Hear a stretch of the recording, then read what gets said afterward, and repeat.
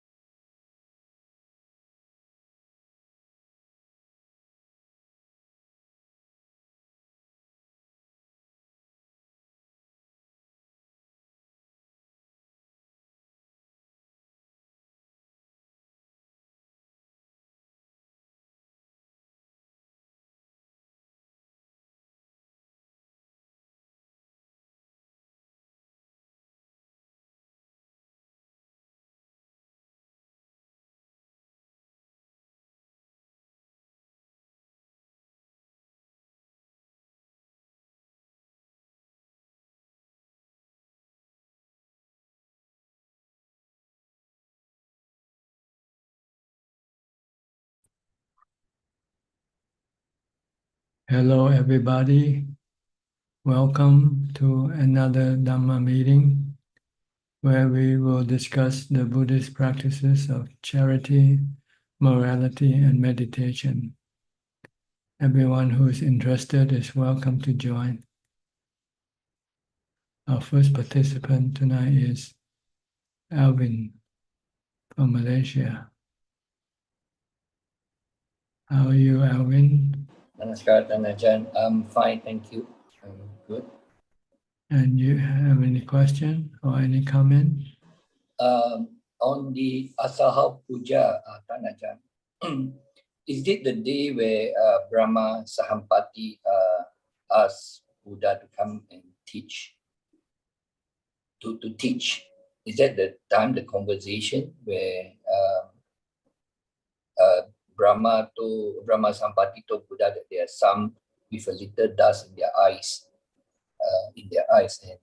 and they can see if it's been taught or something. I don't know. What I know is that it's the day when the Buddha gave his first Dharma discourse to the world. And the listeners are the five ascetics who used to follow him before he became enlightened.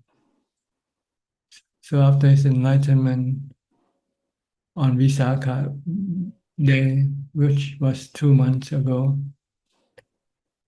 after he had considered all the options and he decided that he's going to teach, and he went to look for the five ascetics because he think they are the ones that will be easily taught and benefit from his teaching.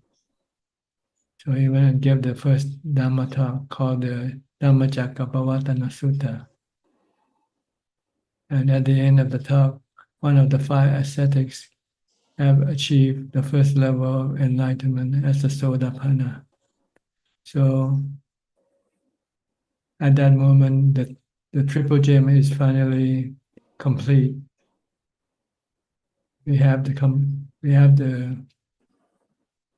birth of the triple gems. And we have the Buddha, the Dhamma, and the noble disciple. So this is considered to be the cornerstone of Buddhism. You need to have these three things to establish Buddhism, to pass the teaching of the Buddha from generations to generation. That's where you can find the Noble Eightfold Path, the Four Noble Truths, and the Noble Eightfold Path, right? When we chant like this. Yes, that's the first discourse. He gave the talk on the Four Noble Truths. And in one of the Four Noble Truths is the Magga, which is a path. And he elaborated the Eightfold Path as the path to the cessation of all dukkha or suffering. Okay. So it's very important Puja Day, right? In Theravada Buddhism. Well, its birthday is Buddhism birthday. Right. That's the starting point of Buddhism. And it's 45 years before the death of the Buddha. And what you call counting of the years. Buddhist era start at that point at the death of the Buddha.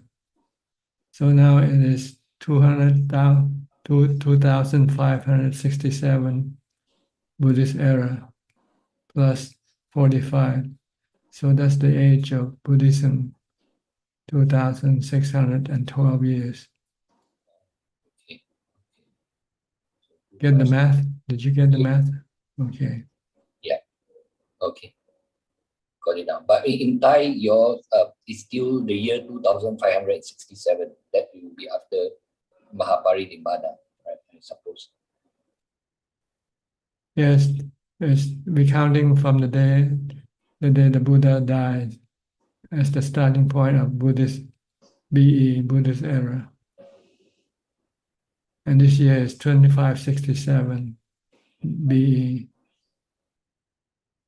So the Roughly, birth, we got. Sorry, Ajaan. Sorry. so the birth of Buddhism was 45 years before Buddhist era. So you add 45 to 2567, and you get 2612. So we got roughly another 2,378 years to go for this Buddha Sasana. Well, that's what the Buddha said. He expects that his teaching will only last until for 5,000 years. And after that, no one would know how to practice or know his teaching anymore.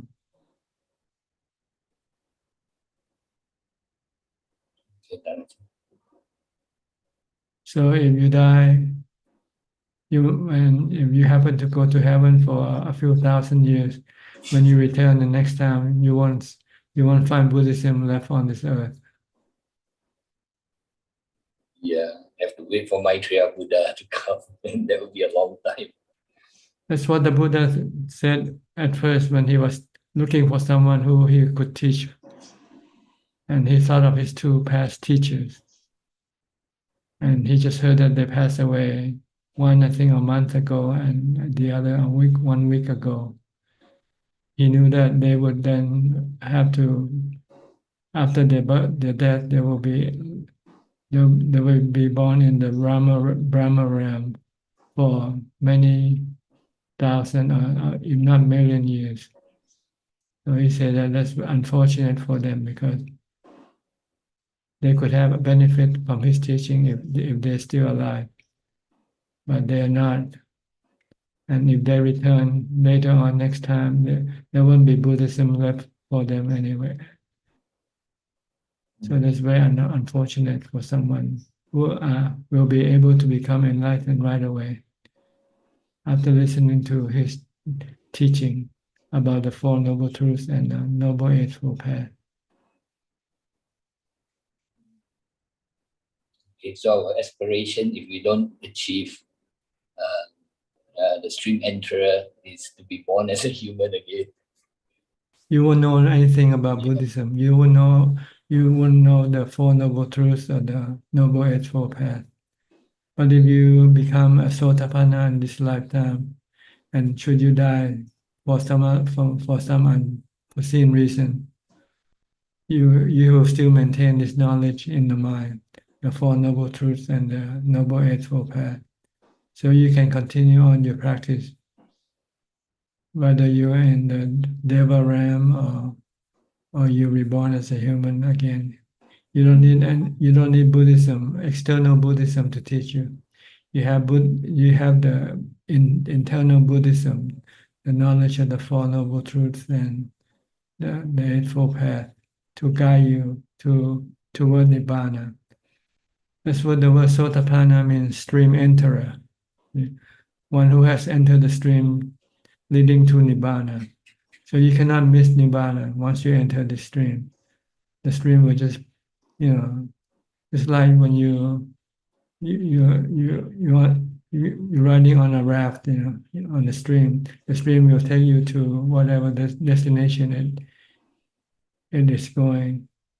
So Sotapanna means a stream enter, and this stream is a stream toward Nibbana, to the total complete cessation of suffering. So that's most Buddhists now aspire for at least the first level of enlightenment. This will ensure that they will be guaranteed that they will go to Nibbana definitely. And the maximum is 7 lifetime, 7 human lifetime. Should you still have to be reborn, once you are Sotapanna, you will reborn as human, not more than 7 lifetime, and you will eventually reach Nibbana.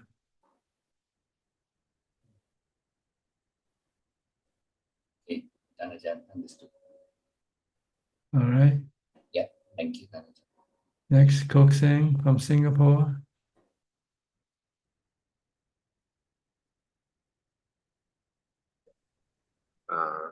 Greeting, Ajaan. So after hearing what you mentioned, I think it's very important that we set our aspirations to become a Sotapanna because we do not know what would happen in our next birth, whether we will be able to meet the true Dharma again. And just to update Ajaan, so last Saturday I was at Wat Palilai, and so we had the celebrate the Asalha day, and every Sunday I would try to make an effort to go to Wat Palilai to meditate in the afternoon. One very important reason is because there is a bhikkhu who is meditating in the meditation hall, and there are also regular meditators there. So this provide me a lot of incentive to meditate in the afternoon, especially after lunch, when sometimes can get a bit of drowsy and sleepy. So meditating at Wat Palilai, there's no chance for me to lay down on the bed to rest. So I will. So the presence of the meditators also help as a motivating factor to push me to sit as long as I can. Yeah. So just to update Ajaan. At the same time, I also joined try to pick up the chanting because because when I joined the 6 p.m. chanting, I find that there's a lot of the Pali chanting I'm unable to, so I will trying to pick up some of the Pali chanting as well. Yeah. Ajaan, may I check with you?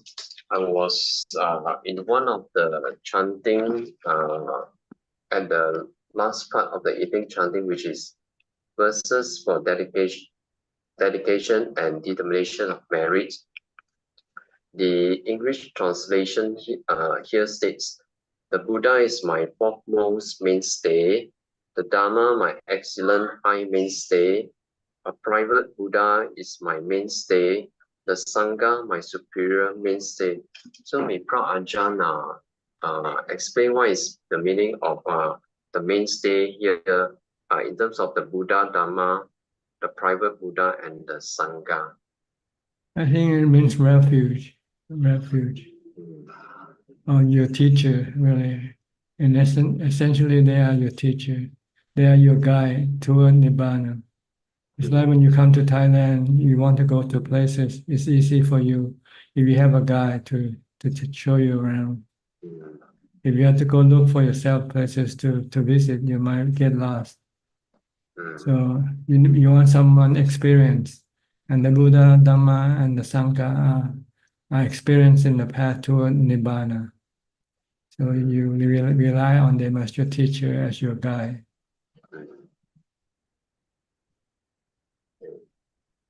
Okay. So mainstay over here will refers to taking refuge in the Buddha, Dharma, and the Sangha. And why there is this sentence of private Buddha is my mainstay. This is the Buddha who doesn't teach. Some Buddha became enlightened and they decided not to teach anybody. So they become a silent Buddha, not private Buddha. They call silent Buddha.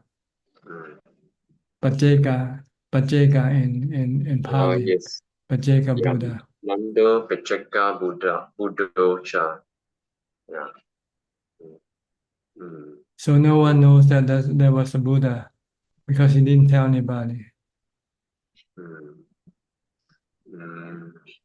So would that be the case towards the end of the Buddha Sapsana, when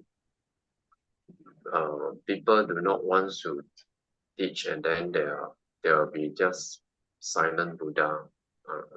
I'm just thinking. No. At the end of Buddhism, it means no one understands the Buddha's teaching anymore.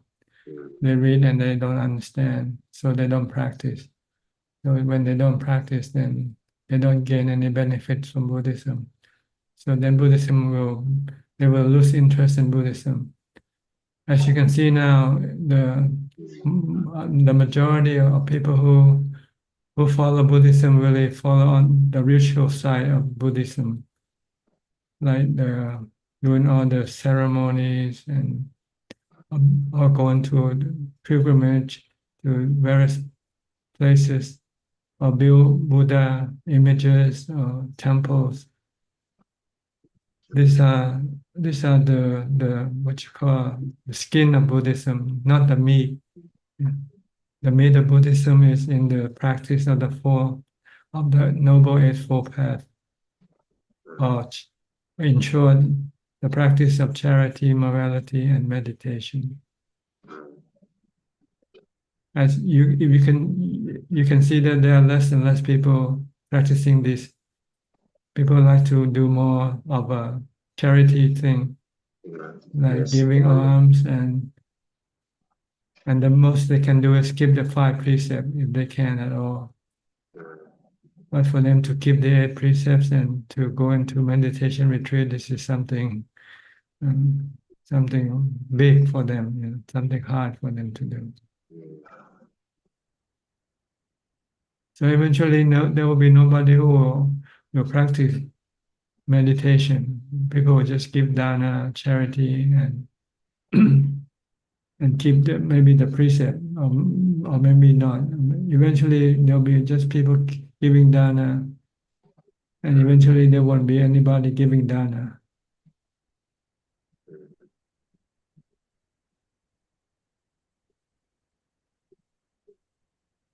Okay. Okay. Yeah. Thank you, Ajaan. You're welcome. Next, Kelvin from Singapore. Kelvin. Ajaan, good evening to you. Can you hear me? Yes, go ahead. Okay. Well, I have only one question. For meditation, I've been trying to practice almost every day, even if it's a short 15 minutes or 30 minutes. But sometimes I do get, sinus blocked nose. So I was just thinking whether if I can still get into equanimity by breathing through mouth. Well, you can use some other object for your concentration. If you find it difficult to watch your breathing, your breath, then you can imagine an image in your mind, like the image of a Buddha image in your mind, or something. Some people use color, like red color, green color, as the object of meditation. If you find it difficult to use the breath, you can use some other thing. In Thailand, people use mantra, Bhutto. So it doesn't matter that you have to definitely breathe through your nostril. Maybe not. If you can watch the breath through your mouth, if you know the breath entering your mouth in and out, Okay, okay. So the object of meditation, it can be a color. That means you visualize when you're closing your eyes, right? That's right. First, you All might right. look at the color first. So you then imagine it when you close your eyes, then you imagine it in your mind and Right, try to right. maintain that color. Okay, okay. But it's All right. harder than watching the breath or reciting a mantra. Right. That is definitely easier to watch Yeah, through your breath through nostril. yeah. Okay. Okay, Tanajan, I got another question regarding the Noble Eightfold Path. So the last two, right mindfulness and right concentration, this can only be attained through practicing meditation. Am I right? Well, mindfulness is the part before meditation. So you have to practice mindfulness. You have to be constantly mindful of something like a mantra of your body activity. Okay. You have to be constantly watching it and not let your mind drift into the past or into the future. So this is the practice of mindfulness. Once you can maintain the mind in the present, maintaining it to focus on one particular object, such as the mantra or the body, then when you want to have it, the mind to become completely calm or still, you have to sit and close your eye. And that's what we call meditation. But actually, it's the practice of mindfulness in a more restricted way. You restrict your body movement. Okay. Because if your body moves around, it means your mind is in action and it will not be able to be calm, become still. In order for the mind to become still, you have to first keep the body still. But actually, they are the practice of mindfulness. Understand. Thank you, Tanajan. That's all for me. So what you should do first of all is to practice mindfulness all the time, not just when you meditate. You should be practicing mindfulness from the time you get up to the time you meditate. Mhm. Then you'll find it easier for you to meditate because your mind will be already halfway Settle down. there, yeah, halfway settled. If you Okay. don't maintain mindfulness, you let your mind drift and thinks about the past, the future, think about this and think about that. So when you Mhm. meditate, you'll find it very difficult to Right, calm right, your right. mind. Well, even if you are sitting and you don't get a good sitting and you're still mindful that you didn't get a good sitting, it's still mindfulness, right, Tanajan? Oh yeah, do mindfulness, but a little bit late. You should do it before you sit Right, right. Okay. because you'll All right. find it difficult to sit for a long time. Maybe you feel uneasy, uncomfortable, and after sitting for a few minutes, you just want to give up. Understand. Okay, will do so. Thank you so much, Tanajan. This is usually the problem with most beginner meditator. They thought they can meditate by just sit down and start to be mindful. And they find it very difficult because their thought is all over the place. Keep thinking about this and keeping about that, not be able to focus on your meditation object. Mhm. So after a few minutes, you feel restless, agitated, or feel uneasy, uncomfortable, and you want to stop, you want to give up.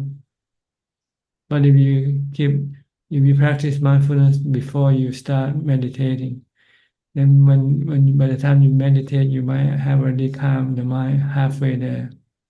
So you find it easy to sit and continue your meditation, and continue your mindfulness practice by sitting.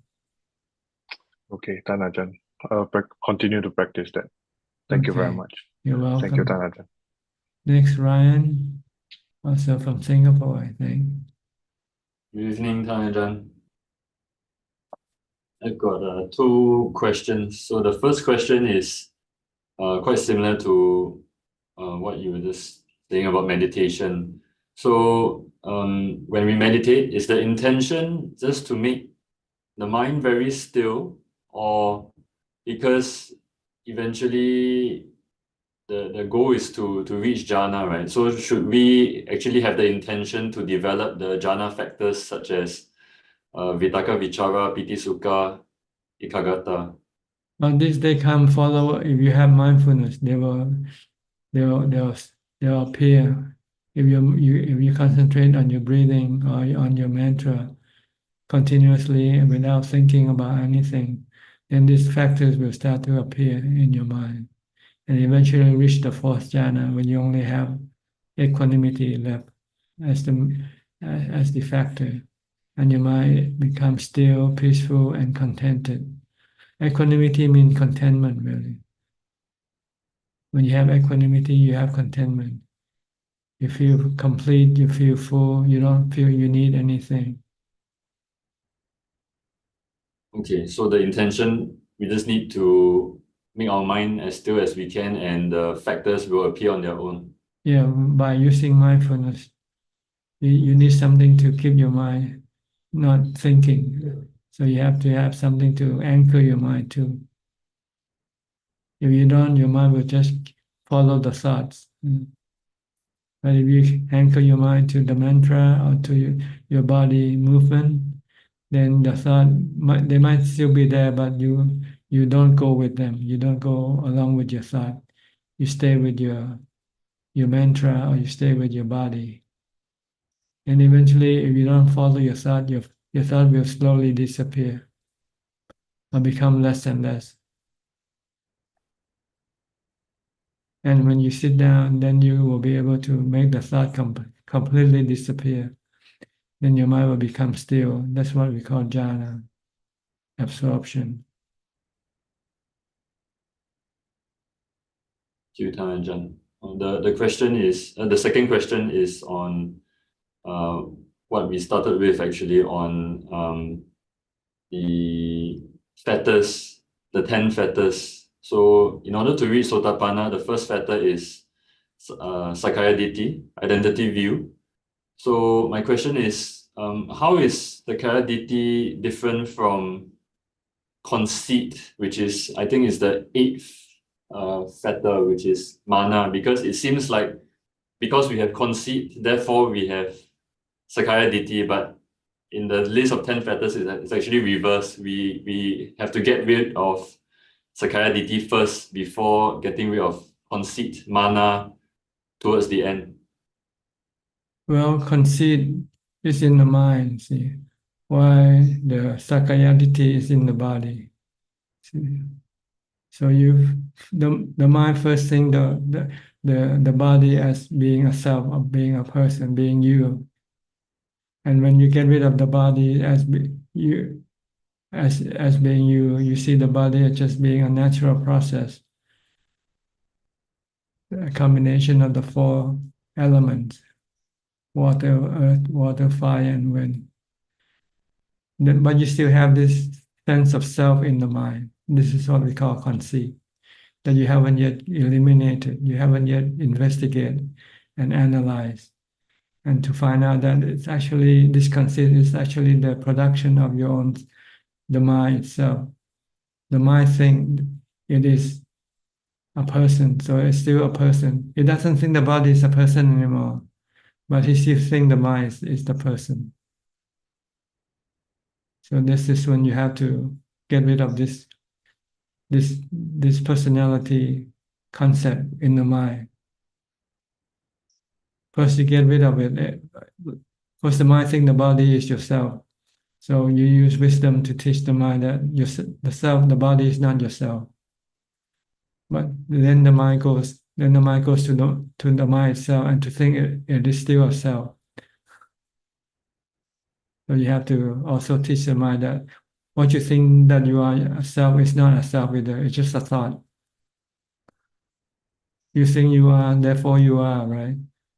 When you stop thinking, then you disappear. Thank you, Ajaan. A lot to contemplate. So there are 2 selves that you have to get rid of. First, the self in the body. Once you pass that, the body, then you have to come and get rid of the self in the mind. There's 2 selves. Okay. Thank you, Ajaan. Next, Julia from Colorado. Hi, Julia.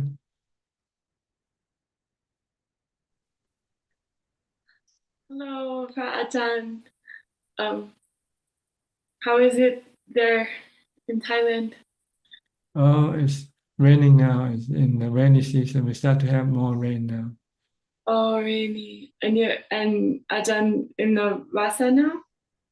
Yes, all monks have to make a resolution to remain in one place for the next 3 months, not going stay overnight in other places, except Okay. for some emergency purpose. Yeah. Then you're allowed to go for not more than 7 nights. You have to return. Okay. Okay. So may Ajaan have an excellent. In Thai, they say pansa, not vasa, right? Yeah, Pansa is in Pali. Vasa. Vasa is in Sanskrit. Oh, okay. Okay. So just to check in about the practice. So I finished the one volunteer task with the text, and then I decided that I would not volunteer more like that in the near future. And then I volunteered for something else, and I don't know why. So then I finished that, and I decided that I would not do it again. But yeah, so that made, so for me, when there's space just to practice, it doesn't seem like it works to force it. But if there's no agenda, then I can sort of fall into the practice. That works really well. But so I have a sutta question actually about MN2, the Sabbasava Sutta, the Majjhima Nikaya. I mean, maybe I should not focus even on that, because for me, practice works better. But I attended an event where a local lay teacher came, someone who had been trained in a Thai tradition. It was a woman. And we spent like half of the day meditating and walking, sitting, chankama, ning samadhi. And then at the end, we did this exercise where we talked about the 6 things in the Sabbasava. She didn't say it was the Sabbasava Sutta, but it was, there was like the ways for the ending of the asavas were the sambara and the patient endurance and the using it in a different way, and and the last one was yathabutang dasatabang. It was in English, but then we had to break into groups and discuss how to apply these things in life. And I felt uncomfortable or confused because in the group, it was like we were talking about like daily situations like politics and going shopping and applying those. And so I raised my hand and I said, like, are you sure this is really the way it's meant? Because for me, I felt like, and maybe this is just, I shouldn't even engage in discussion, but for me, those things are internal. Like, to look into the chitta. They're used to eliminate your defilement. That's all they are for. Yeah. So when not for shopping, not for going on a holiday. Yeah. So okay. So when Ajahn practices in those ways for eliminating of the asava, like the dasava and the kamasava, and these things. Bhavasava, Bhava, kamasava, kamasava. bhavasava, Yeah. avijjasava. Abhijasa, yeah, I forgot the word. Yeah, so when Ajahn practices according to that, it's more from a place of deep observation, like experiential, internal, right? Or how does Ajahn practice? Yes, it's all in your mind. Your defilements are in your mind, and you need to use the tool that your mind can produce to suppress or eliminate your defilement. And the two are the Noble Eightfold Path.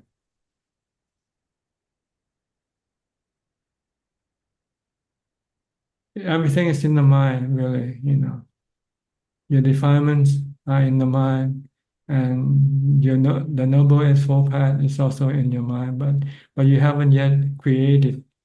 It's waiting for you to bring it out. Once you have the Noble Eightfold Path in your mind, then you can suppress or eliminate all of your defilement.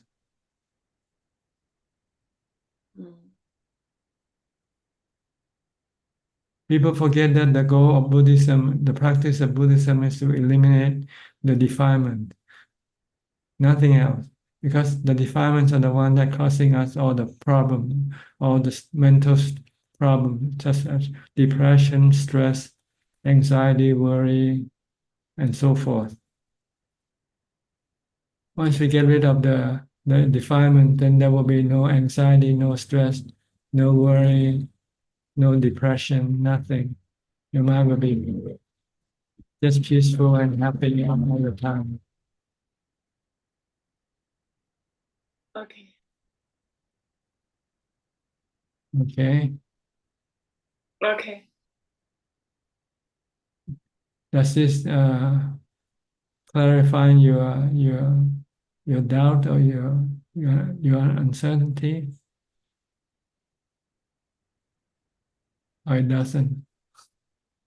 Well, I know that the way Ajahn is saying is the way that works for me intuitively. And I know that the way that we did it in the workshop or the seminar didn't feel familiar. So I don't know if it was doubt, but it's good. I feel like the natural inclination to practice silently has been validated. So yeah, anamondana for that. Yeah. Okay. I think it's quite dangerous to have a conversation among people who are not yet enlightened. It's like the blind leading the blind. So it's better to have conversation with someone enlightened. Yeah. If you can find one, then just go to the scripture, the Buddha's teaching, as your companion, or if you want to discuss Dhamma, read the Dhamma book, read the Dhamma teaching of the Buddha. Okay. And if you have any doubt, or you don't understand any part, then you have to look for a noble disciple to explain to you. That's why I feel that we are very lucky to have this direct, well, I know it's technology, but I feel so very, very lucky to have the Ajahn right here accessible. So yeah. Okay, we're happy to be of service. Woohoo! Okay, next we'll go to Fang. Hi, Fang. Where are you from? You have to mute first. Okay, you can speak now. Hi, hi, John. Good evening. I'm from Singapore.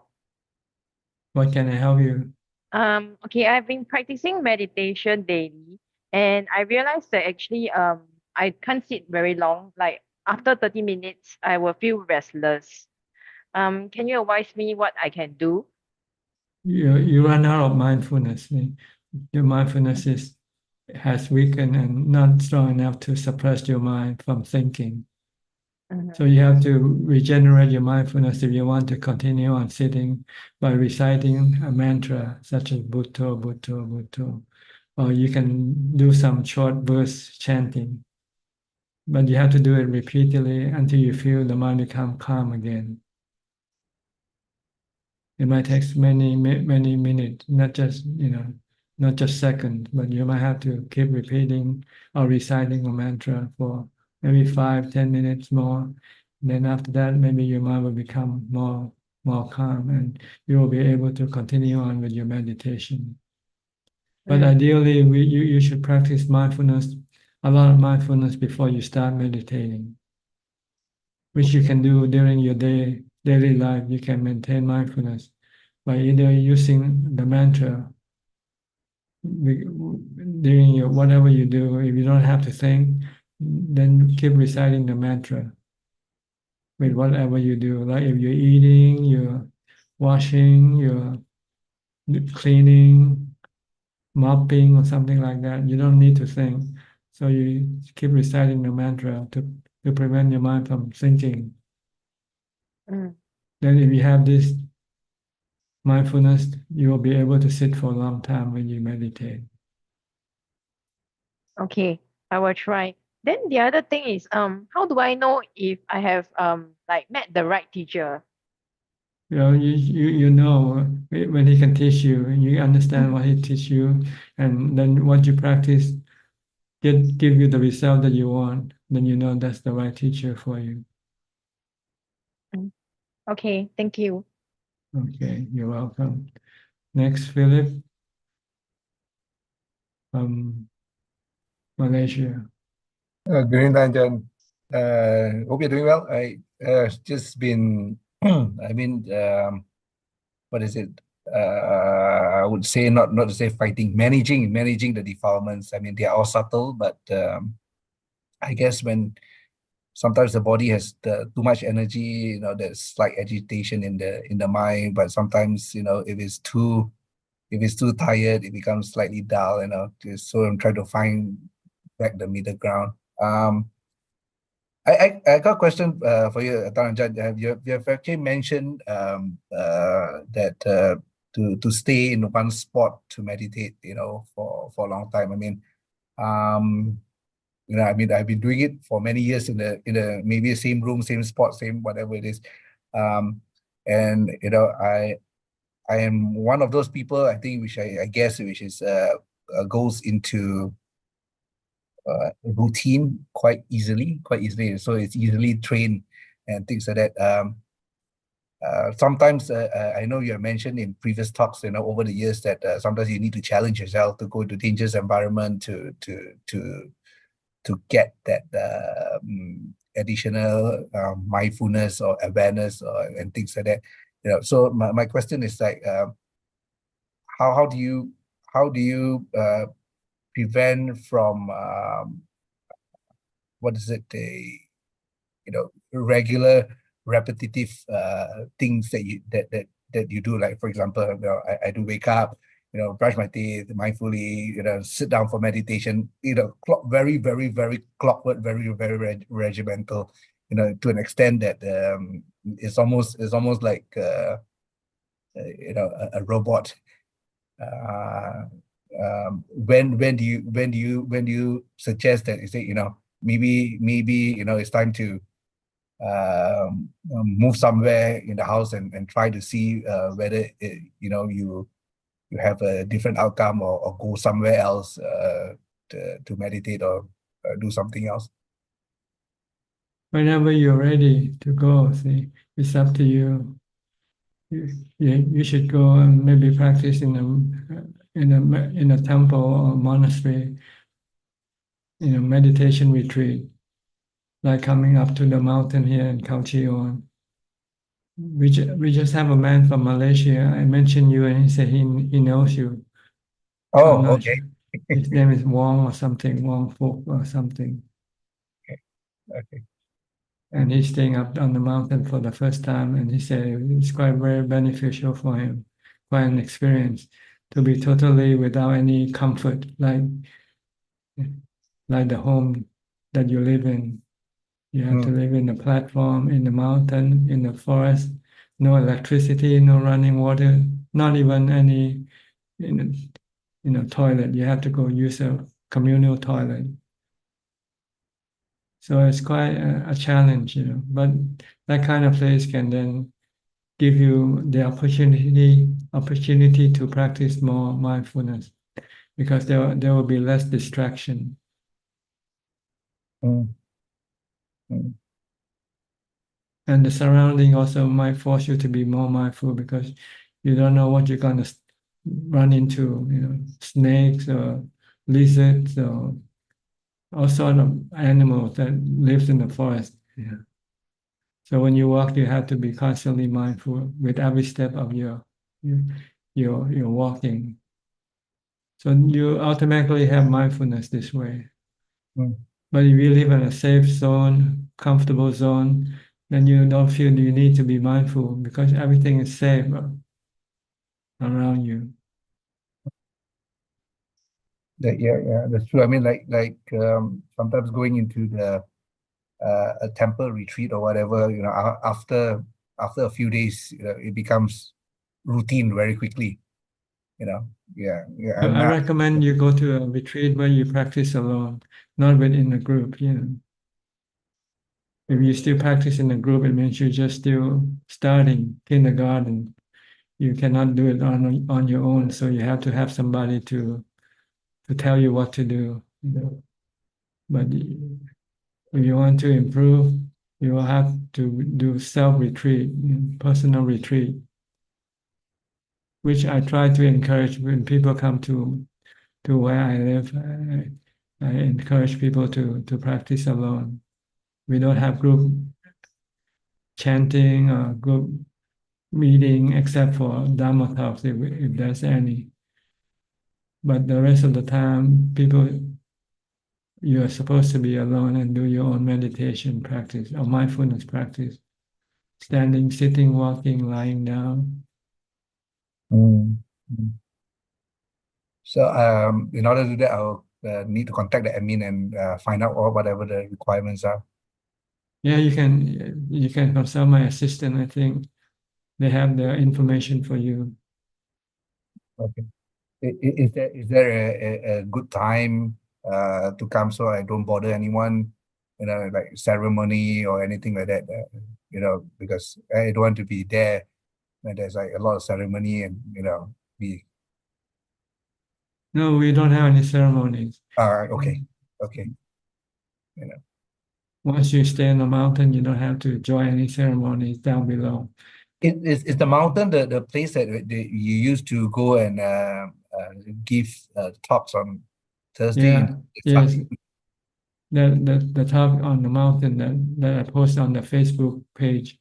Oh yeah. I've visited you 2 times. Yeah. Yeah, okay, correct. There's a picture on front of my Facebook page. That's the picture of the mountain that we mentioned, Kauchion. Right. Okay. You go into my webpage in English, right? And you can see the picture. That's the picture of the mountain. Okay. Yeah, just been there. Yeah, I've seen that. Yeah. Yes. Yes. You have to cross across a dam, right? There's a reservoir, right? Reservoir, yeah. And there was a guard, I remember, in front there, At but the he gate, speaks there's a Thai. gate, there's a gate, and Yeah. you have to pass the guard because it's a government property. Yes. Yeah. But he only speaks Thai. So, Yeah. Now you can use Google Translate. okay.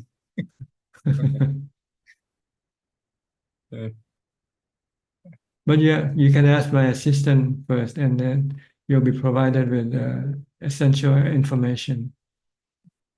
Okay. Okay. Okay, Tanjab. Okay, you're welcome. By the way, Jordan is now a monk, and he's living with us on the mountain now. Also, he's been ordained for I think last Sunday, I think, and he's got permission to stay with us for the whole rest of the rain retreat. So he just wanted me to mention it just in case if his father is watching or something. He try not to get contact with people because this can be a distraction to his practice. All right. Right. Thank you, Ajaan. Okay. Next, Celia from Peru. Good evening, Prajan. Hope you're doing well. I don't have questions. I'm very happy to be listening. Okay, good to see you. Thank you. Good to see you too. Next. Be well. Okay, thank you. Next, Yi Kun from Singapore. Good evening, Ajaan. I don't really have any questions, but I think just one question popped out from the discussions just now. How do we find the right level of tools for our own practice? Right level of what? Right. I mean, right kinds of tools, I guess. So, Tool? so say if you progress to a certain level, are you supposed to go to like a more dangerous place to test your defilements and see it more clearly? Or, yeah. Well, basically, when you start with mindfulness. And you can practice mindfulness wherever you are. And after you have developed a certain level of mindfulness and able to calm your mind in meditation, and then you might want to increase your level of mindfulness, then you might have to look for a new place, to more challenging place, more harder place for you, less comfort, more perils, more danger, for instance. This will force you to have more mindfulness. If you could not yet find any place, then you want to use something that you can do where you are, like fasting. Eat less, reduce your food consumption, and maybe do more walking for 1 or 2 or 3 hours at a time. This will increase your mindfulness. Okay. Normally, it might be difficult to sit for a long time. If you cannot no longer sit, then just get up and do walking. Walking you can do a long time. If you're not lazy, just keep walking. 1 hour, 2 hours, 3 hours. Just keep walking and just keep mindfulness. Practice mindfulness only. Stop your mind from thinking. Keep it focused on your walking, your steps.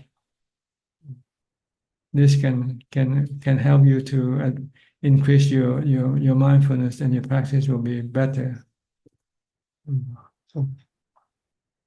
So does it mean that instead of just focusing on the number of hours you sit on the mat, you just need to focus on being mindful all the time? So you sit down, you meditate. If you are tired, you get up, you walk, but still maintaining mindfulness all the time. That's right. It's all practice mindfulness. It's not really meditation. It's the practice of mindfulness in different postures. But the sitting posture is the most important one, because it will give you makes the mind to become completely still. If your body is still moving, then your mind is working. And so if your mind is working, it cannot become still, because it has to control the body. It tells the body what to do. So if you want to have the mind to be still, perfectly still, then the body first have to be still first. You have to still the body by sitting or standing. But standing is not comfortable to stand for a long time. So you have to sit. Once you sit, then you can still your mind perfectly still, to make the mind to be perfectly still. That's when you enter into the fourth jhana.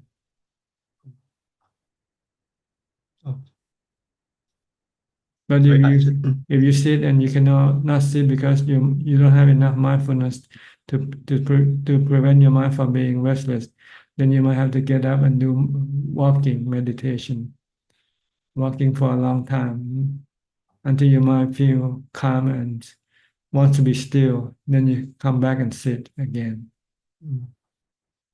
So this two posture is the most useful posture in meditation, walking and sitting. But if you have to do some work, then you have to be mindful with whatever you do. If you have to do some cleaning, you have to do eating, washing, or do things, you have to still practice mindfulness. the same way as you practice when you sit or when you walk meditation. Mindfulness will mean, well, whatever activities that we are doing, just watch your Yes, mind. watch what's going on with your body. Don't let your Okay. mind go away to someplace else at the Okay. same time. Normally, we tend to be doing two things at the same time. We might be eating, then we might also thinking about what to do next.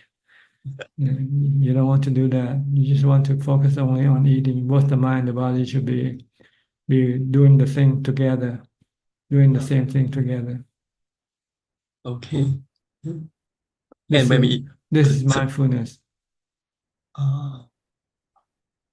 I tend to term that as keeping my mind empty. So like looking at my mind when I'm doing all my activities, look at my aggregates. If it arises, let it fade. Try to keep my mind empty. It won't empty if you keep watching it. It will keep continuing thinking or producing more thoughts. The only way to stop it from thinking is to tie your mind to something else.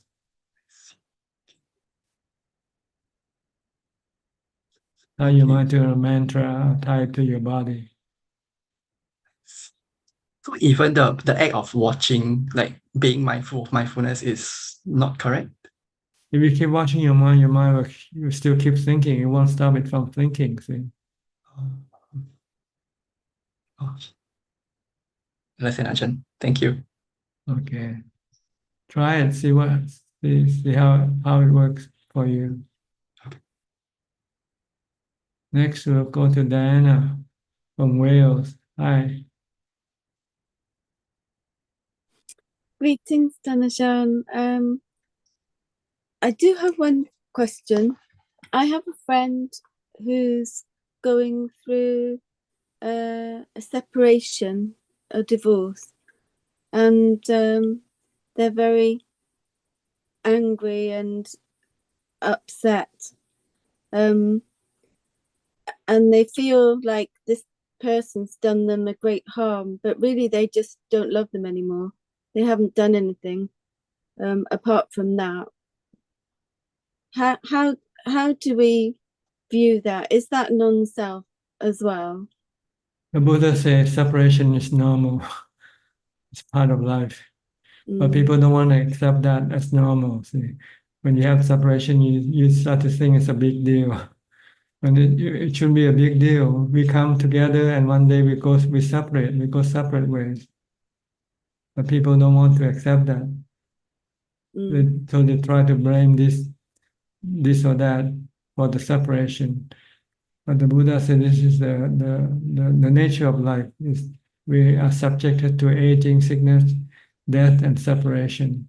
Separation from the ones we love, and meeting the ones we don't love.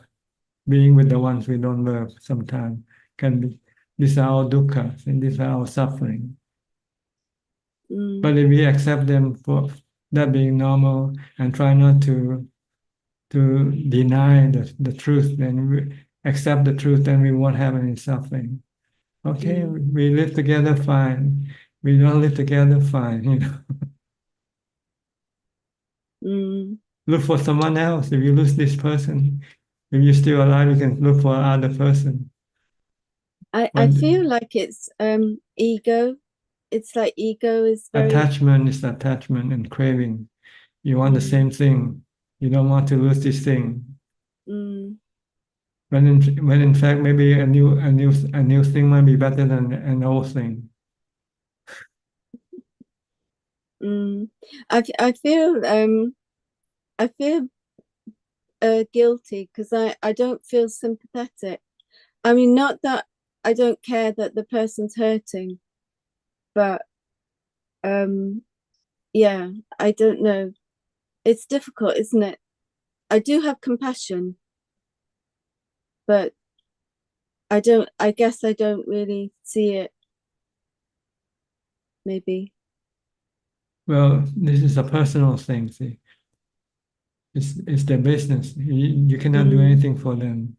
I can't, no. Unless they ask for your advice, then you can just tell the Buddha's teaching. The Buddha said the world is impermanent. Everything is changing all the time. So don't try to be attached to any particular thing, because that can change any time, any day. So you have to accept the change and then move forward. That's all. Do you think there is any truth in if we have an entanglement with another person in this life and we don't work through it, that we have to do it again in another life? Well, if you like this person and you still don't have any change of mind in your next life, when you meet this person again, then you like that person again. You will only stop this by seeing that by liking this person, you will be subjected to suffering later on when you have to separate from this person. So when you see the anicca, dukkha, anatta nature of people, then you might not want to have any relationship with anybody again. But if you don't see the nature of these three characteristics, then you still will have like, and you will still want to have relationship with people that you like. Thank you. That's helpful. We don't want to see the end part of life. We want to see the beginning of the relationship, how sweet it is to know you, to live with you. But we never want to look at the end part when we have to separate, either by force or by force of nature or by our own will sometimes. Is that Marvin Gaye? I don't know. Yeah, how sweet it is. Yeah, to be loved by you. Yeah, you're right. Yes. We have to look at the complete picture. So we only look at the half of the picture. We look at the sweet part of life. We don't ever want to look at the bitter part of life. So when we get to the bitter part of life, we could not handle it.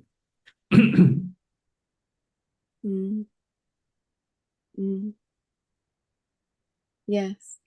If we know that ahead of time that this thing gonna get bitter sooner or later, then you say maybe it's better to backtrack and not to have any relationship at all. I think we just have to let people be. And if they don't want to be with us, that's their choice, isn't it? You cannot force them to be with you. No. Yeah. Because everyone has their own path. That's right. It's like trying to make banana into apples. You cannot do that. So you cannot force people who wants to be away from you to stay with you. You just have to let them go.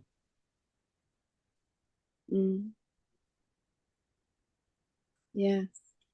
And sometimes you don't want them, they keep sticking to you. You also have to learn to let them stick to you. I know someone else with that problem too. But that's worse. Yeah. That's why you need equanimity. See? If you have equanimity, then you can handle both situations. Losing someone you like or having to live with someone you don't like. You use equanimity to handle the situation. You just remain neutral. No reaction. Just let it be. Yes. Yes. So Thank you. practice mindfulness meditation. Then you have more equanimity. Then you will be able to deal with any situation that arises. Yes, definitely. Yeah, the more the better. Yes. Okay. Good luck to you. Thank you. You're welcome. Next, Lynn from Indonesia. Good evening, Ajaan. How are you? Okay, everything? Yeah, I'm very good. A bit tired today, but still okay. So, Go ahead. yeah, I've got one question. So is chitta the same as the knowing? Yes, it's a knowing element. It has many names: chitta, heart, or mind. The knowing element has two sides to it, like a coin. A coin has two sides. So that's the knowing element. It has the intellectual side and it has the emotional side. Okay. When you love, you hate, this is the emotional side. When you think rationally or think about something, this is intellectual side. See, the mind, the knowing element has 5 properties. First, it has the ability to know. Then it has the ability to feel, have feelings. Then it has the ability to perceive or to remember. Then it has the ability to think. And last, it has the ability to connect with the sensual organs of the body. See, the mind and the body are 2 separate entities, but it's connected by this ability of the mind to connect to the eyes, ears, nose, tongue of the body, because the mind wants to access the mental the sensual objects like sound, smell, taste, and things like that. You need to have a body. So the mind use the body as the medium to get to the sensual objects, because the mind has sensual craving for sensual objects to keep it happy. We have to see, we have to watch YouTube, we have to listen to music, we have to eat the food we like, we have to drink the drinks we like. These are all sensual pleasures that the mind crave for. See, and in order for it to have this satisfy its craving, it needs the body. And it has this ability, once it come across a body, that it can access to at birth, at the time of conception. So these are the 5 properties of the mind. 4 of them, they are called nama khanda. They are part of the 5 khanda: Vedana, Sanya, Sankhara, Vijnana. These are the feeling, perceiving, thinking, and connecting to the body. And it also has a knowing behind this 4. It knows what's going on. It knows what's going on with the body, with the feeling, with the thinking, with the perception, with the connection to the body. This is a knowing element. So actually, that's who we are. We are the knowing element, but we don't know this if we don't study the teaching of the Buddha. We think we are something, right? We say, I am, but who are you really? Are you the thoughts or are you the body? What happens when the body passes away? You're still alive. You're not dead with the body, because you're the knowing element. The knowing element never dies.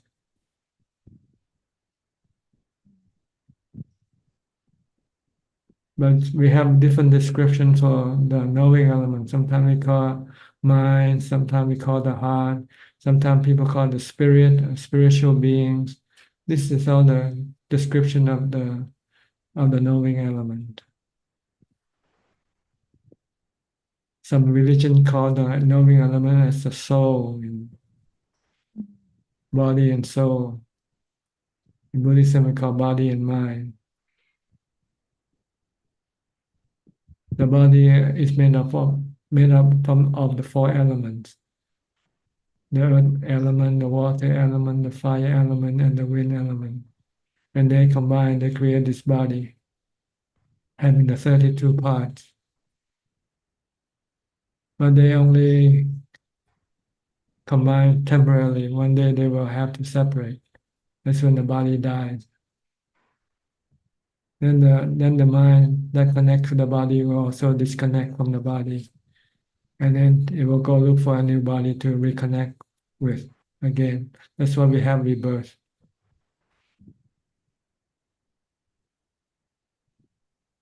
And this keep going on and on as long as the mind, as long as the element, the knowing element has these cravings for sensual pleasure.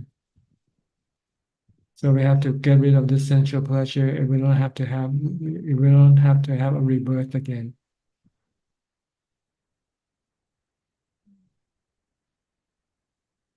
We have to replace the sensual pleasure with pleasure from meditation instead. Then we won't need to have a body to have pleasure, to have peace and happiness.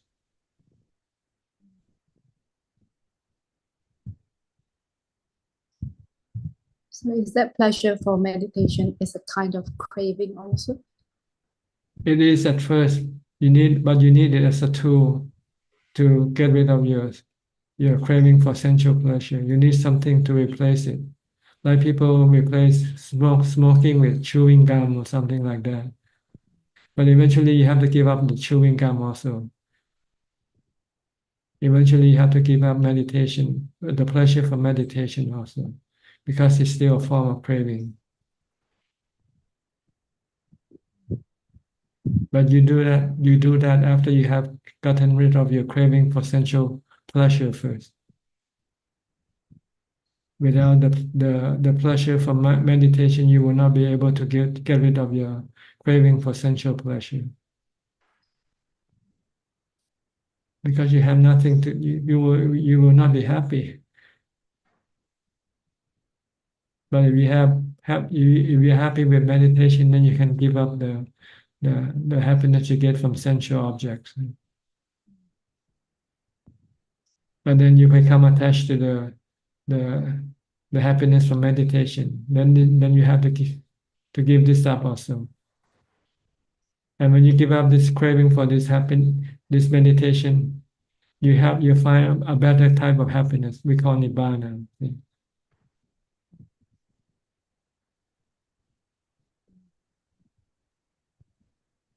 Nibbana is a state where you have no craving left in your mind. And having no craving means you are completely happy all the time. You're completely full all the time. Contentment all the time.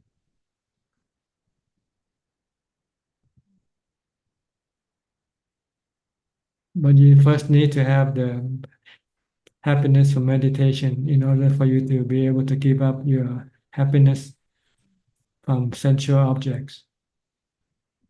You can live alone, meditate, and you can be happy. You don't need to have a family. You don't have to have anything. You can become a monk, a nun, or whatever. But then if you're still attached to meditation, you also have to give it up. Because the pleasure from meditation also is temporary. You're happy when you meditate. But when you come out of meditation, your cravings start to come up again, and then your mind can become restless again. So you have to stop this cravings even for craving for meditation. And then when all the cravings are gone, then you have peace, permanent happiness. We call this nibbana, the supreme happiness, nibbana paramang sukham. It's permanent happiness. Stable, never change, no ups and downs.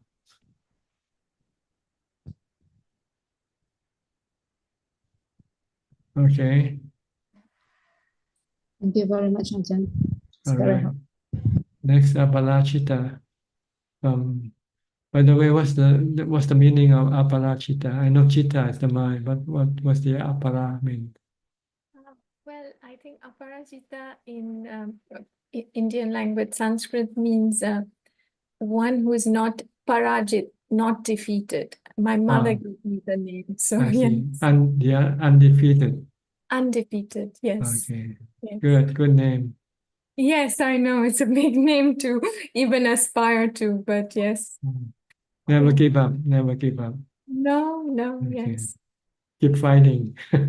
That seems to be it. That's the only way to win, is to keep fighting. Right. Yes, that is true.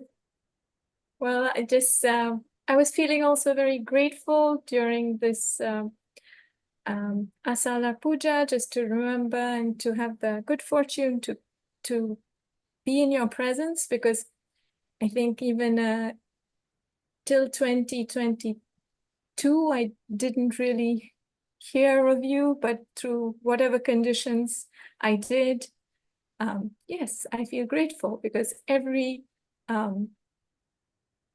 advice you've given me has added a lot. So thank you. Happy to hear that. Yes. And yes, just a small thing, like often I know as a layperson, just the way the conditions are, I have, would you offer something in terms of how to develop right livelihood, like make it a real key factor of the path? Right livelihood is kind of livelihood which doesn't hurt other beings. That's all. You can become a nurse, a doctor, a teacher, like meditation teacher. You're good. You are what you call you're a teacher, right? Teaching. I forget what's the name of that. Yeah, I teach yoga. Yeah, yoga. Okay, this is good livelihood. It benefits people, doesn't hurt people or other beings. Right. That's all it means. Don't do a livelihood that hurt other people or animals, like killing, working on a slaughterhouse or something like that. Yeah. Start a restaurant with live fish in the tank and then catch the fish from the tank and cook and serve to the customer for us. And this is not considered right livelihood. It's bad livelihood. So not to do any kind of harm in by earning a living and causing That's right. harm. That's right. Okay. Okay. Even selling alcohol is considered not a good livelihood because you can make people drunk, and people when they're drunk they can hurt other people. So anything like whichever causes people to develop bad habits in a subtle way is kind of wrong livelihood, like it generating addictive behavior or too many games. Like would that be also considered, or? It might be, but selling things like arms, weapons that can kill people, or selling fishing gears or hunting gears that can kill animals. This is not considered to be good livelihood. Okay. Okay. So try to not to do any kind of business that can cause people harm, directly or indirectly, if possible. But sometimes the world is so intertwined. Like if you buy stocks in the bank, the bank might loan it to a manufacturer or something like that. That's true. That's true. Then I don't think you have to go that far. Just say the bank, just a place where you save them. They give you interest and you protect your money, and that's all. I think it's okay to have stock in the bank, But if you go into the detail, who they loan the money to, that might be too far away. That's true. And I guess as long as I don't invest like that, then it's a conscious choice. Yeah. You have to have conscience also you have to have intention to do this, and it's gonna hurt somebody and you still do it, then this is not good. Okay. Okay. All right. That's all. Thank you. Thank Next, you. Samanji. Hi, Samanji.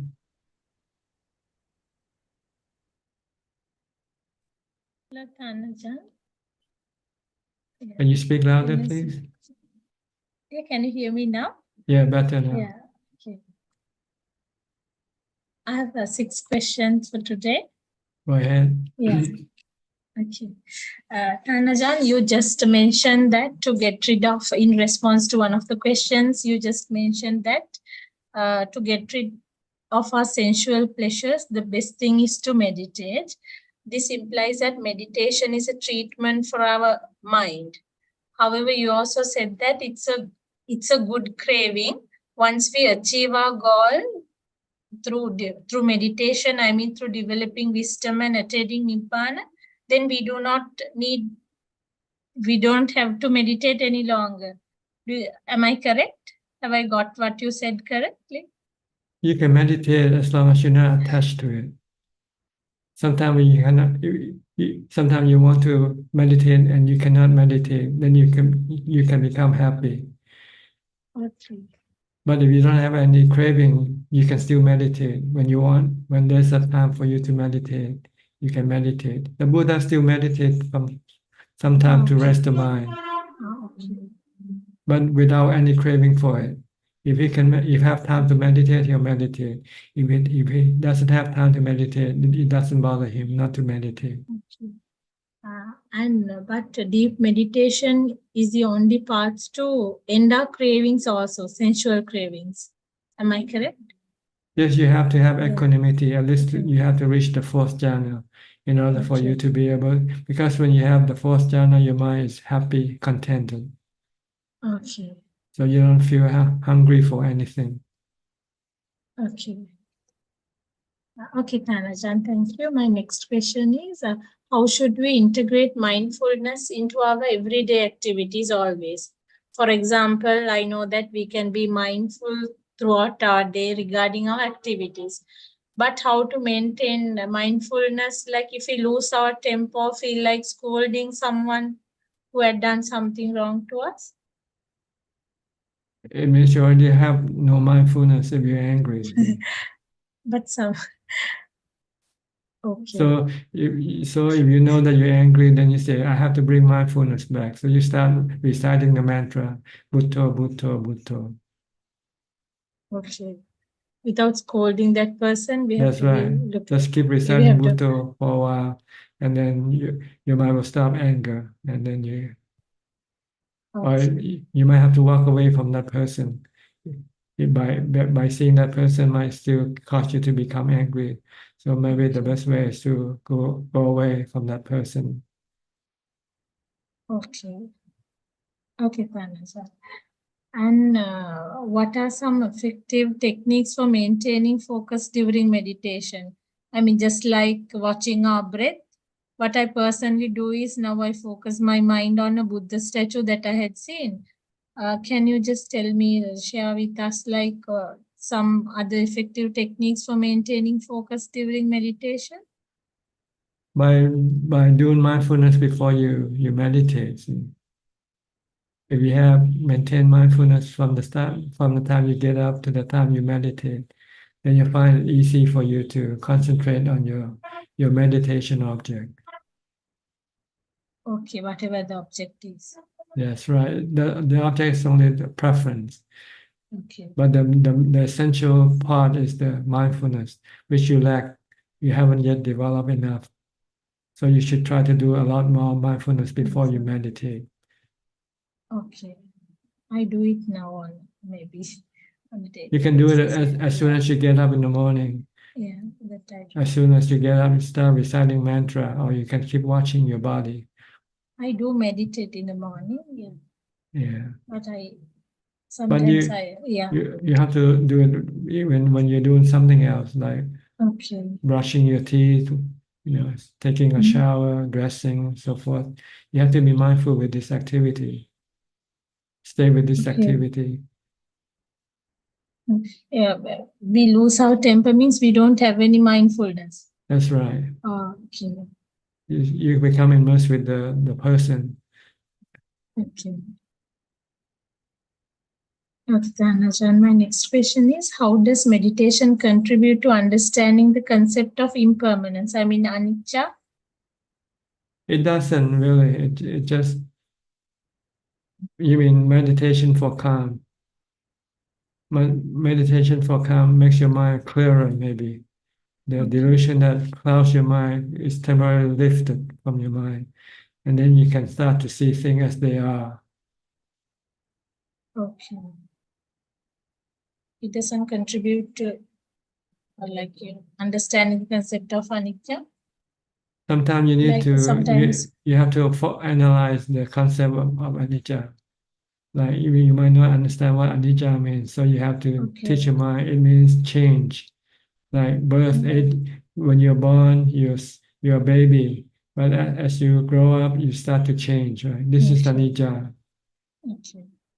This is more have to do with analyzing in Okay. order for you to be able to see the concept of anicca or change. Okay.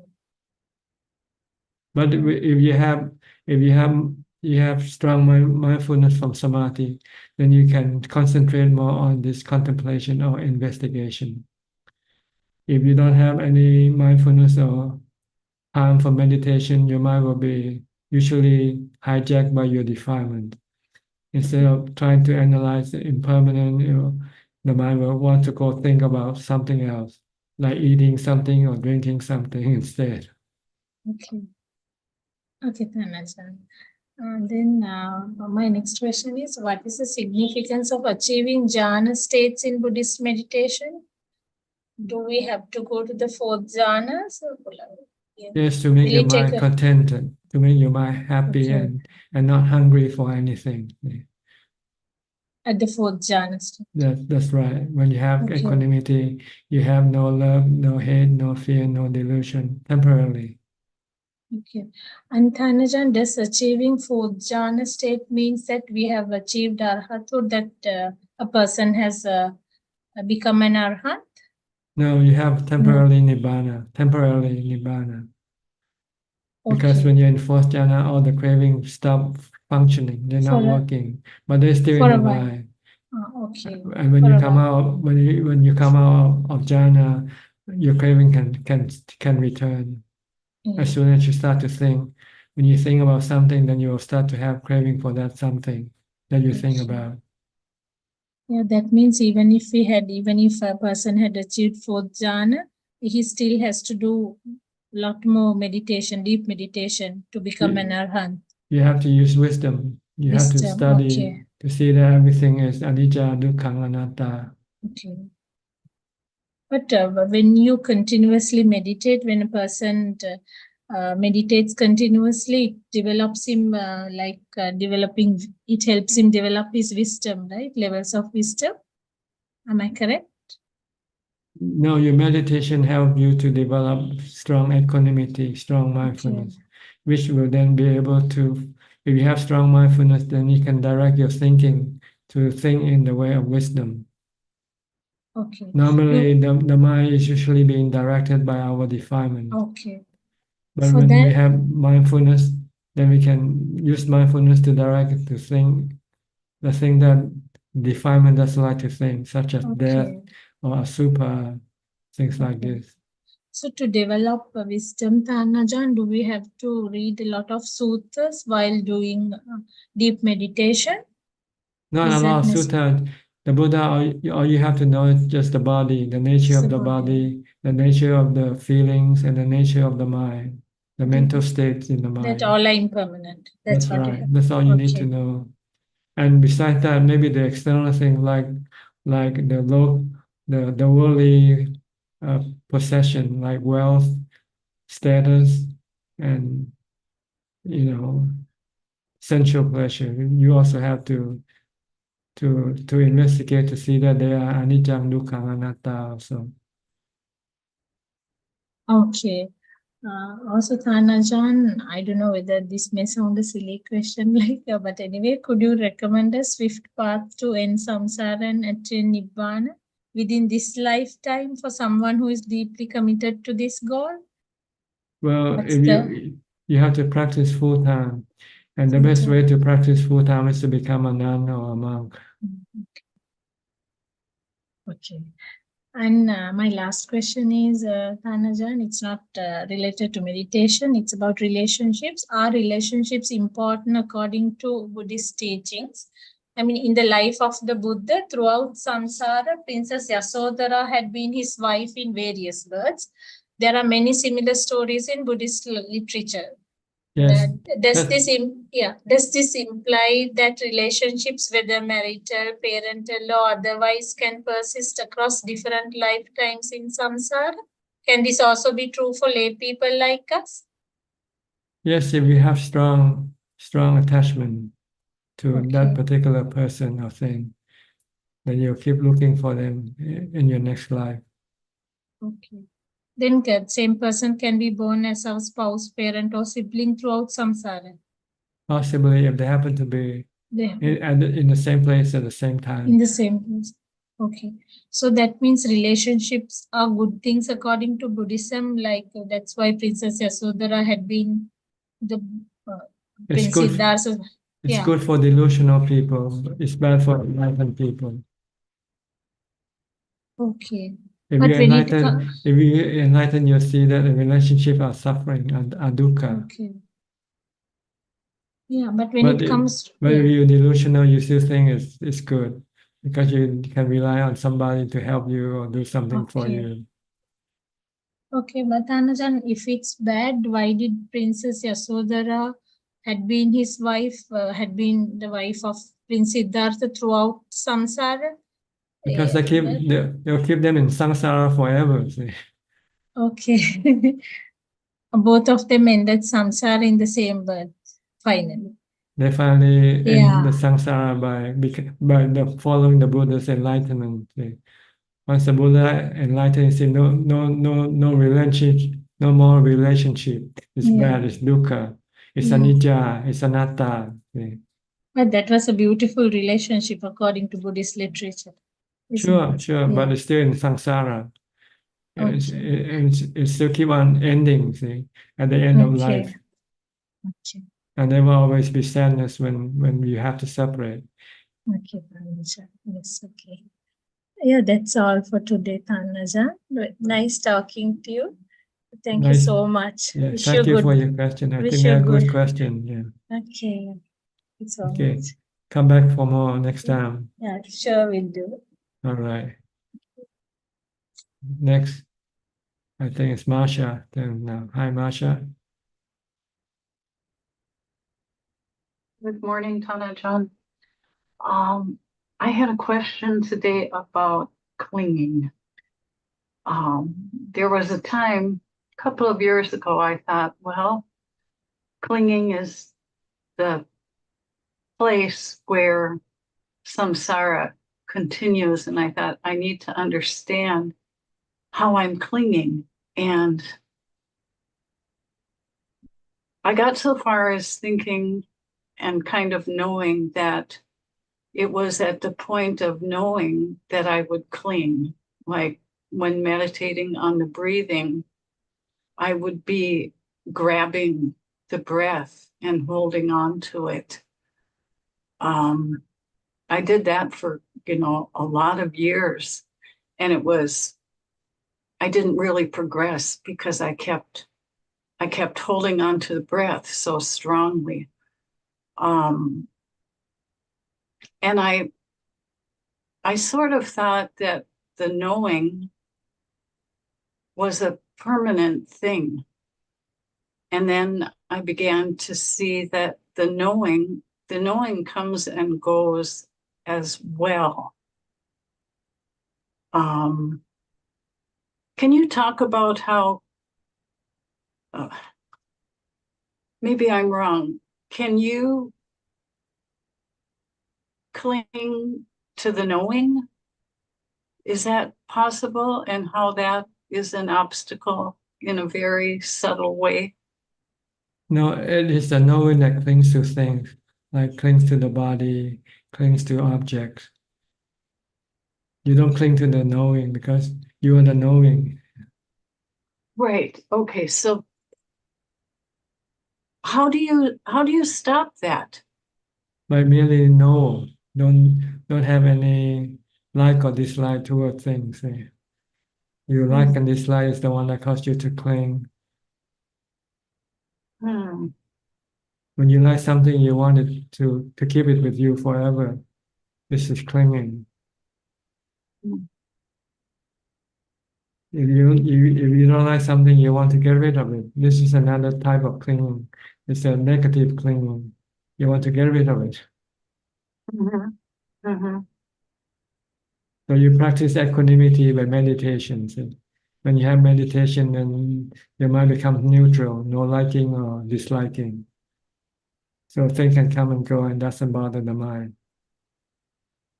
Mm-hmm. So this week I had one meditation actually yesterday where I thought, okay, I'm not gonna cling to the knowing of the breath. Well, I've said that wrong again because I'm not going to cling to the breath. I'm just going to know the breath. And so as I was breathing in and out, I was trying to just watch it and let it touch, like touch at the nose area. And I would know that. And it became very light and it would kind of just like burst away. Whereas before, I would like grab onto the breath and I'd try to like keep it for the whole inhale, touching, and then disappearing, and then exhale, and kind of keep that knowing for the whole process of breathing. And yesterday, I started to see that the breath was just like a burst. And then the whole thing was, watching it was different because I couldn't really find the breath in the same way, because it would just like touch, burst, touch, burst, touch, burst, and it would like be gone. Am I making any sense at all? Well, just keep watching, just keep knowing whatever happens to the breath. Don't try to manipulate or try to manage the breath. You're just an observer, just watching. At the same Well, point, at the same point, don't try to move your point of focus. If you watch your breath at the tip of your nose, just stay there and know whether the breath is in or out, soft or hard. But eventually, if you feel that there's no breath, just still stay focused on that point. There's no breath to watch. That's the point where the mind will start to become still. So if you don't react to this situation, then eventually the mind will then become calm.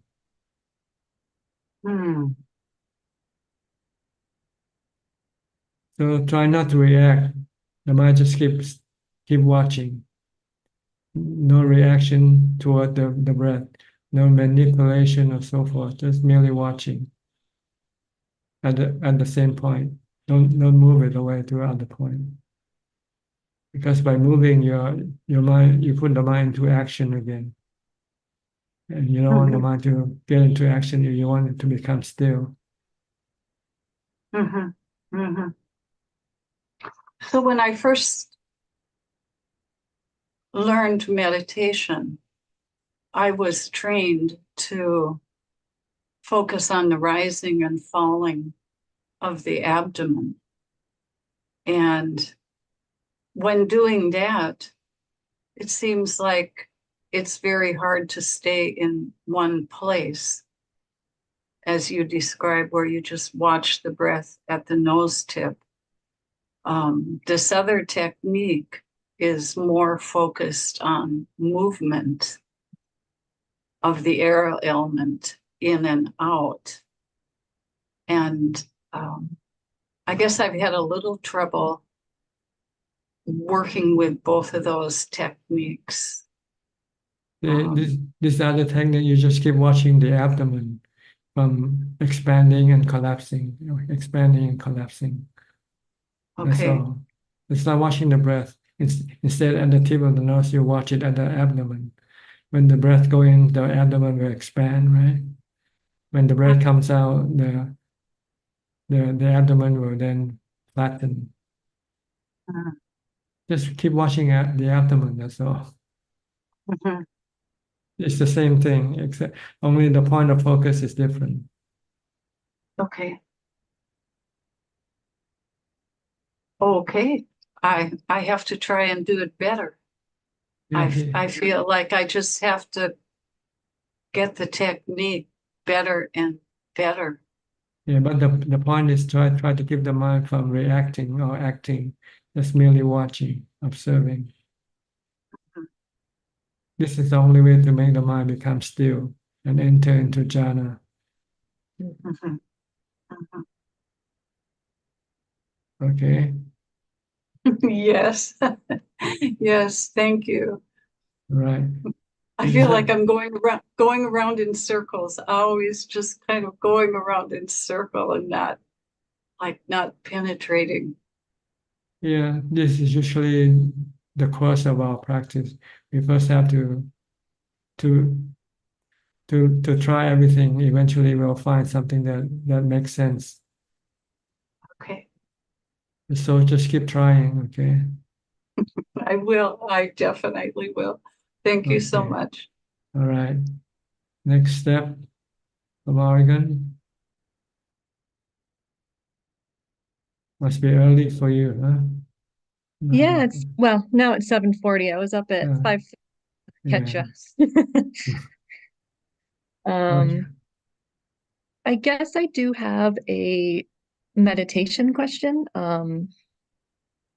I used to be very active in my meditation. I was thinking the entire time, and now from watching you and listening to you, I don't. Now I work on my mindfulness. I'm mindful during the day very much. I notice when I'm like creating self, and so that's been keeping my mind calm during the day. And now in my sits, um, I'll watch my breath for a little bit, and then I'm just like, I don't know, like the time just goes by so quickly, and then my alarm's already off, and I'm just like in a hug inside myself. That's kind of what it feels like. Is that a good place to be, or is that unmindful? Well, if you're happy, that's a good place to be. Very happy. Yeah, I feel Yeah. a lot of contentment. Yes. Whether you're happy because you no longer have to meditate or not, that's another question. No, I love Okay. meditating. I love to Okay. meditate. I'm like, I will just throughout the day, I'll just like Mm. close my eyes and go into myself. And it feels like such a happy place. That's a good, That's where that's you good. want to be. That's where you want to be happy within Okay. yourself. Yes. Then Okay. you won't have to rely on other things to keep you happy. So keep it going. Okay. Yeah. Okay. That's Well, why we thank you, want, because yeah, we want to bring the mind inside, not outside. yeah. Okay. Okay. Thank you. Okay, good. Good. Next. Thank you. Okay, you're welcome. Next, Deepening from Indonesia. Yeah, Ajaan. Good evening, Ajaan. Good night. Ajaan, I want to ask one question. My friend doing recruitment, and then she asked my advice about someone that I know very well. And unfortunately, this man has a bad record, especially criminal record. And then, is it okay for me to tell the truth about this man reputation to my friend? I Or think it's better to stay away from getting involved with other people's business if you can. I see. Then if she wants to know about this person, tell her to go ask this person herself. I see. So based on law karma, I mean, if is it better for us to silent in everything? If it depends. If it doesn't hurt other people, maybe you can say. But if it hurt somebody, then you cannot say do it. Oh, so if someone sometimes when we in the, I mean, if I in the family, in my big family, sometimes my auntie tell something about me which is not true. So is it necessary for me to make explanation about myself or not? It depends if you are required to or not. If somebody asks about it, then you can tell them. But if nobody cares, then why bother? It's just rumor. Oh, I see. Okay, Ajahn, I understand. Mhm. Okay, thank you. Okay. Yeah. Try to do as little possible, as little as possible. Because what you do might have consequences. So if you don't do, then there won't be any consequences. Yeah, I understand now. Before I'm confused because I think if I don't tell my friend about this man, about the reputation, I'm afraid that my friend will make wrong decision to hire him in her business. So I just wondering, is it necessary for me to tell the truth or not? It depends on how important your friend is to you and how that other person is important to you. Because you're helping one person and you're hurting another person. Yeah, now I understand. Before I am confused because I want to be good in everything. I mean, I don't want to make bad karma. So I asked Ajahn how to do in this situation. Yeah, because if you do something and hurt somebody, then maybe it's not good to do it. It's better not to do it. But if yeah. you think by helping this person, we also protect this person from being hurt, maybe you can also say you can also do it. It depends on what consequence you want to. Okay. Now I understand, Ajahn. Thank you. But whatever you say must be the truth, though. Okay. Yeah. I Okay. want to be truthful, and I want always to do the good karma. I mean, I don't want to do bad karma. So sometimes if I don't know how to behave, so I just pending my action, and then I ask Ajahn. Sometimes I pending and I stay away. I mean, I make distance from my friend or some situation, so that I mean I don't want to be in the bad situation. I don't want to Yes. make my mind not happy, because now I understand why Ajahn always ask me in Watian that, are you happy? Now I know happy is the very important state of mind, because if my mind happy, it means that I'm in the right direction. Is it correct, Ajahn? It depends on whether your happiness is caused by hurting other people or not. Your happiness must not be the result of you hurting other people.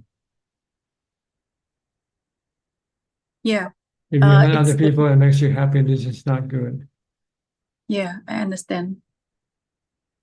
That's why sometimes I need to make distance from people, because I don't want to I don't want to make myself to think too much. That's why. I think just try not to hurt other people. Whatever you do, try not to hurt other people. If what you do will hurt other people, then you should abstain doing it. Yeah. I understand now. Okay, Okay, thank you, Ajahn. you're welcome. Yeah. Go to Sao Paulo. Hi, Alfredo. Very cold, huh? Hi, Bante. Yes, a little cold.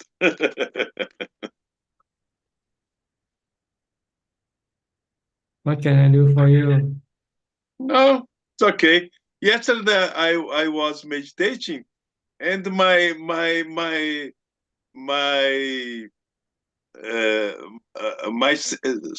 five senses, né?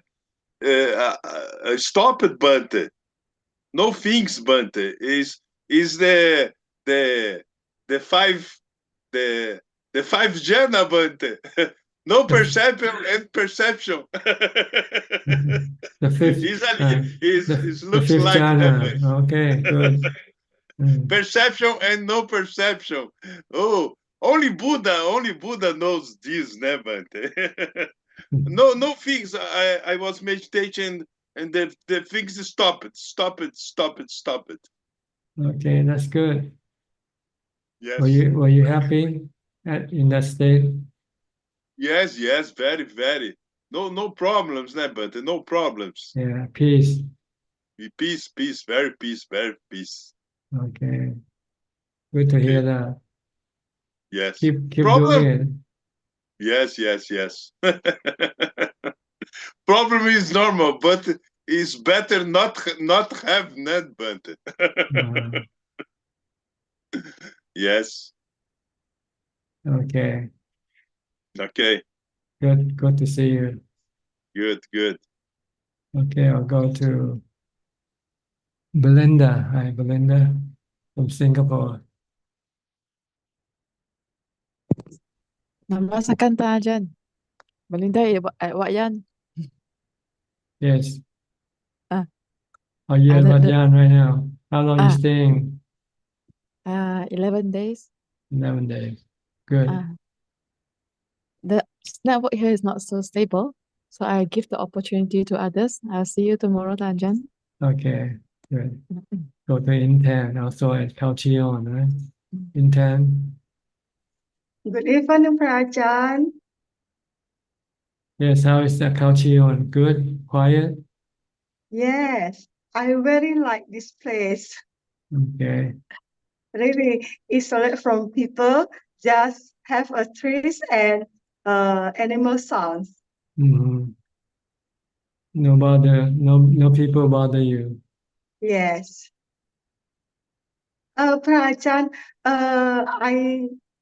I will change my schedule cause my client have a problem. So I need come back to Jakarta early. So I just finished my retreat until Kauchion. After that, 1st August, I come back to Jakarta. Okay. Mm-hmm. I have 2 questions, Ajaan. Yes. Sometimes when I lose my breath, I still have a little panic. So I will change my object from Anapanasati, and I say, calm down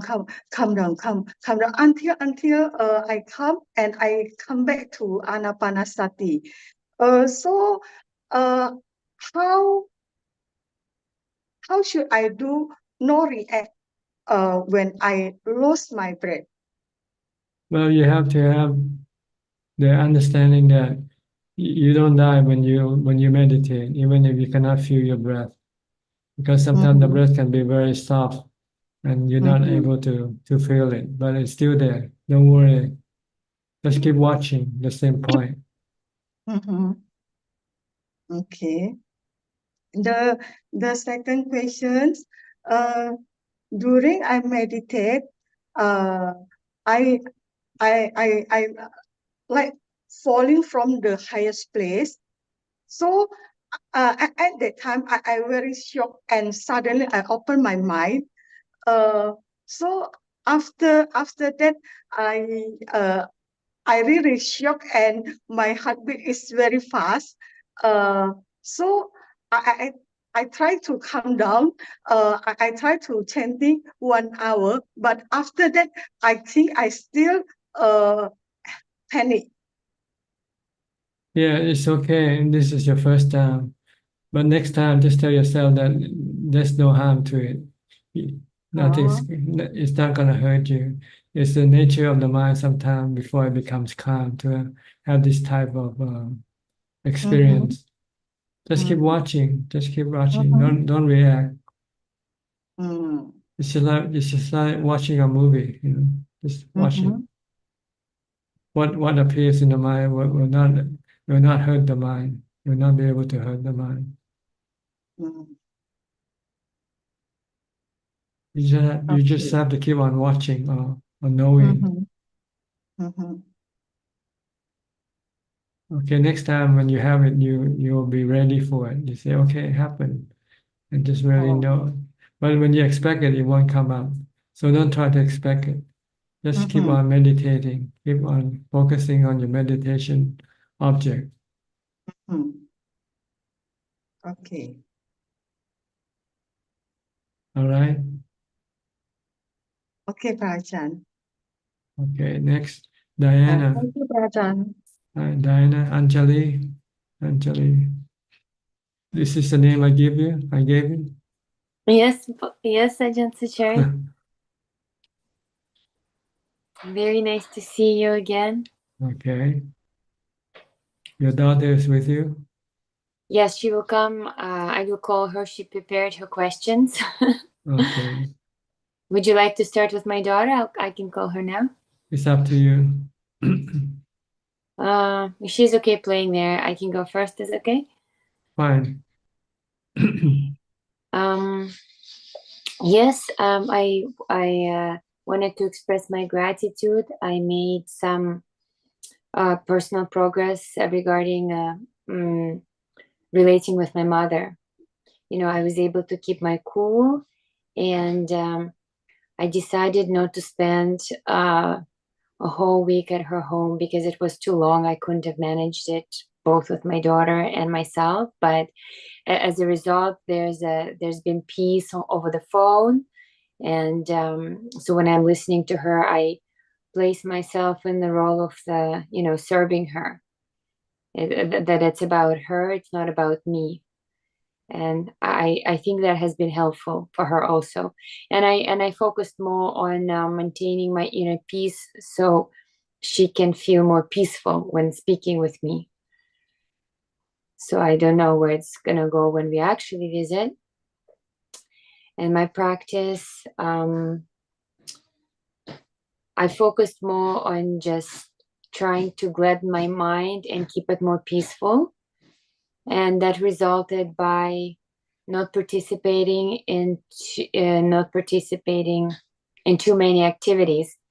And just when I decided to do that, it has been challenging because before I would look for some activities for my daughter and myself, just to have a sense of healthy community. And this time the activities were coming, but I already refocused on, spending time at home, setting up the space that my daughter could play while I was meditating, and just focusing more on mindful activities rather than just entertainment. And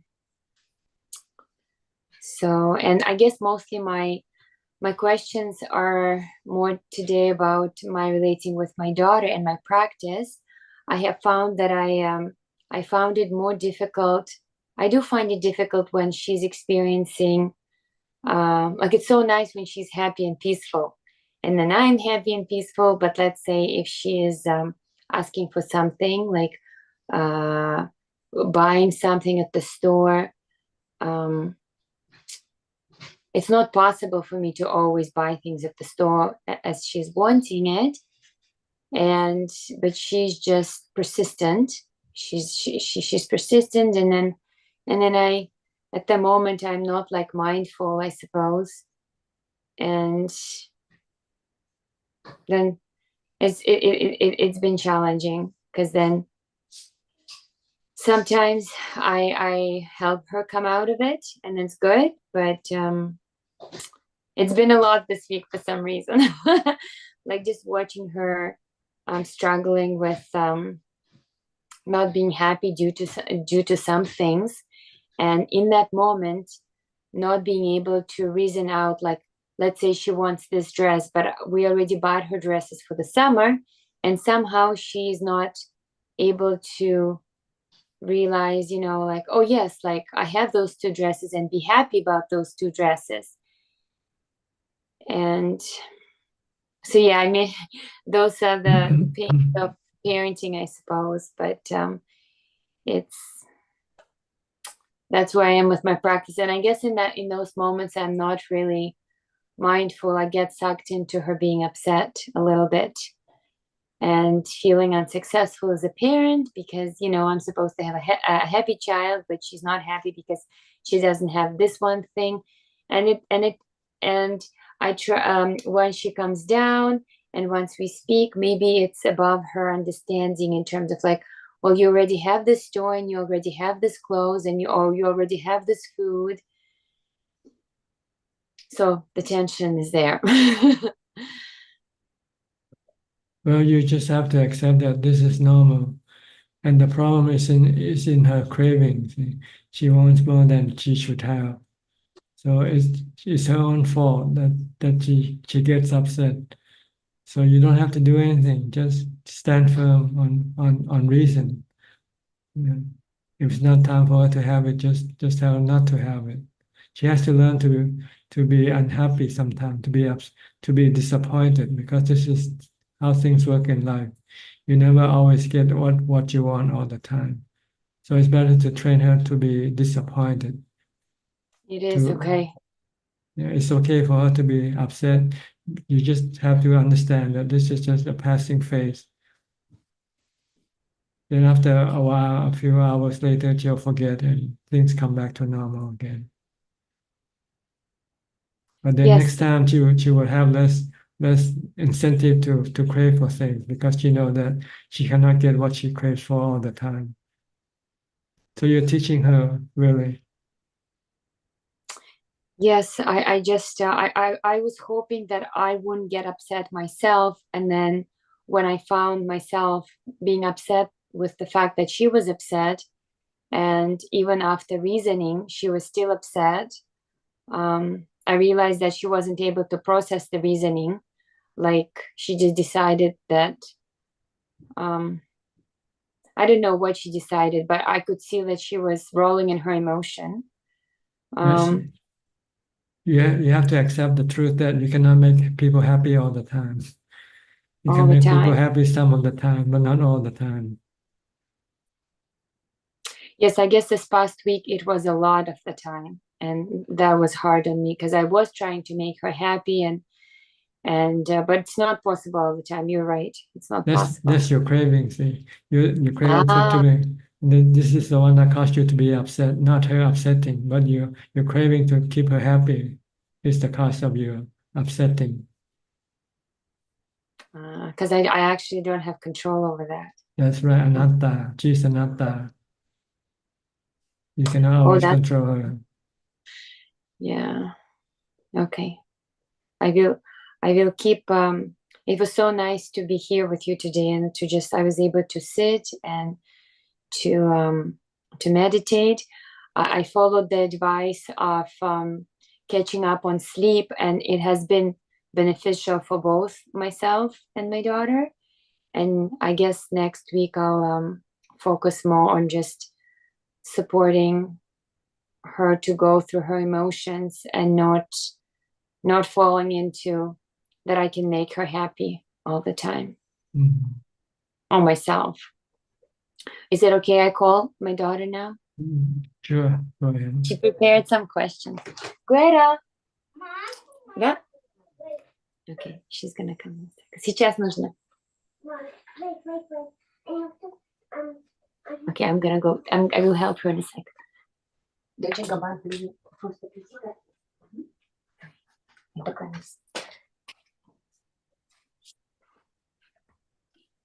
Hello. I think you need to sit first so they can see. Hi. And where's my questions? Where are my questions? Where are my questions?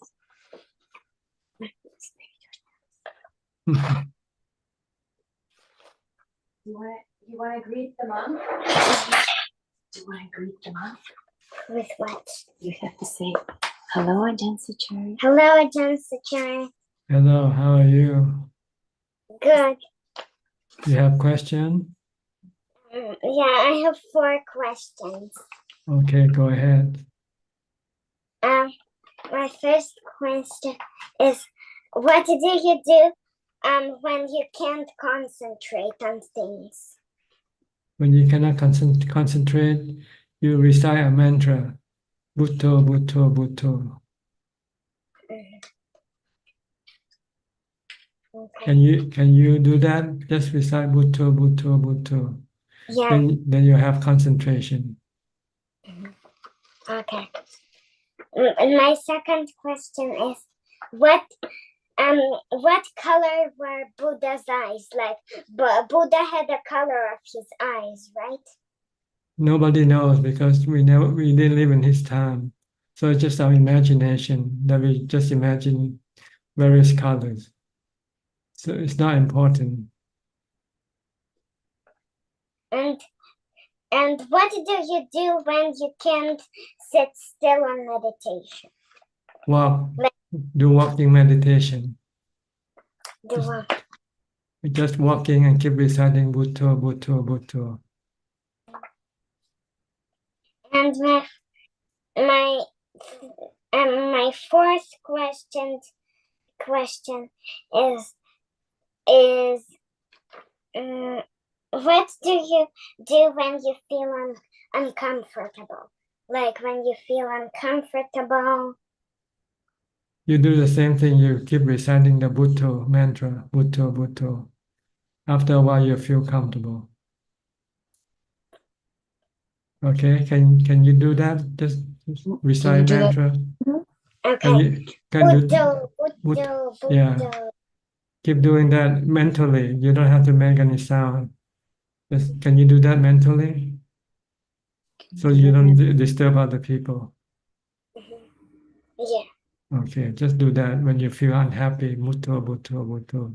When you cannot concentrate, also use Bhutto, Bhutto. When you cannot sit and meditate, you just get up and walk and recite Bhutto, Bhutto instead. Okay, Bhutto is a good tool to calm your mind, to make your mind happy, to make your mind concentrated. Simple, isn't it? Just one word. Yeah. But you have to recite it for a long time, though. Not just a few seconds. You might have to do it for minutes before you can see the result.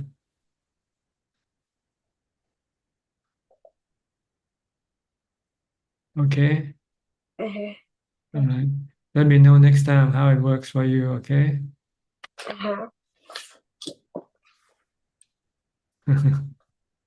Thank you so much, Ajaan Suchart. I will work on it with her, and I will remind her, let's do Buddha, Buddha in your mind, like maybe like what, 5-10 minutes? That's right. Okay. Keep practicing it first, so that when you need it, it will come easily. Mm-hmm. If you don't practice it when you need it, you won't come easily. So my last question then, in those moments when I catch myself, that I'm not being accepting of my emotion or of her emotion, is that also something that I could in that moment apply the Buddha? That's right. You can use Bhutto to calm your mind first. If you cannot accept the truth, accept the reality of things, then just calm the mind with Bhutto, Bhutto. It means your defilement doesn't want to accept. So you calm your defilement by reciting Bhutto, Bhutto. Then when your mind becomes calm, then you'll find that it is easy for you to accept things. Mm-hmm. Okay. Thank you so much.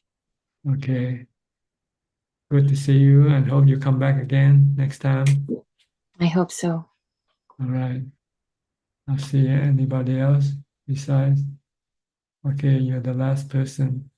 So we'll go to Bond. Hi, Bond.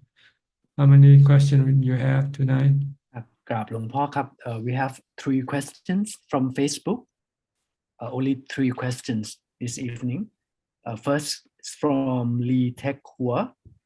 Hi, Ajaan. If someone is organizing a charity event and I donated some money to support the event, but if that person uses the money dishonestly, will I still get the merits? Yes, because when you give, you already felt happy, right? Feeling happy is merit. Even afterwards, when you know that he doesn't do what he promised to do, then you just keep that in mind next time. If he asks for more charity, then you can refuse because he's not trustworthy anymore. Second question from Ama. Dear Ajaan, can you please kindly advise if death meditation is enough to reach a stream entry, Sotapanna?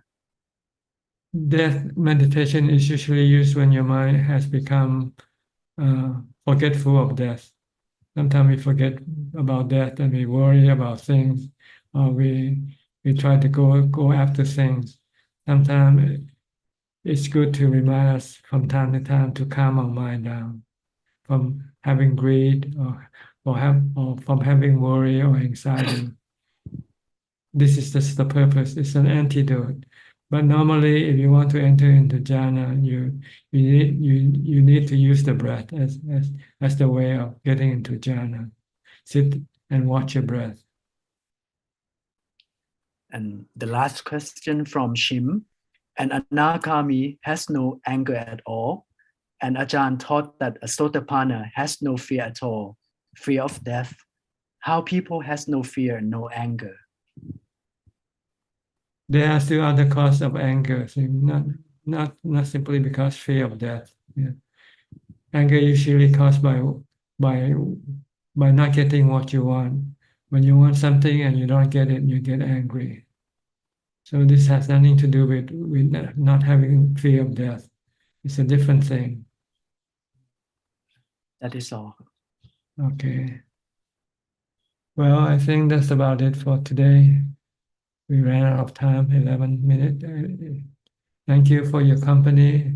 I hope this meeting is useful and could help you advance in your practice. In the meantime, please stay safe, stay mindful, and keep on practicing. And if all goes well, I'll see you all at the same time next week. Thank you and goodbye. Sadhu. Thank you, Thank Thank you. you. Goodbye, Thank you, Ajahn. Ajahn. Thank you. Sadhu. Wish you good